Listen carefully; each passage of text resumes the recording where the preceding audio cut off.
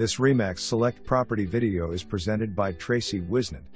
Gorgeous 1.5-story 3-bedroom 3-bath vinyl home on approximately 2.37 acre corner lot in Shelby. Home is built with an open floor plan. The main level has foyer, living room, dining room, kitchen, bedroom, full bath and sewing room with laundry. Living room has a cathedral ceiling, floor-to-ceiling windows and a brick fireplace with gas logs, though the gas logs are not hooked up. Kitchen has granite countertops, tile backsplash, breakfast bar, pantry and downdraft JennAir stove. The main level bath has a granite countertop and a large tile walk-in shower. The upper level has 2 primary suites and a loft/office. Both primary suites are large and have granite countertops and large walk-in closets. Primary bedroom has a vaulted ceiling. Primary bath 1 has a double vanity.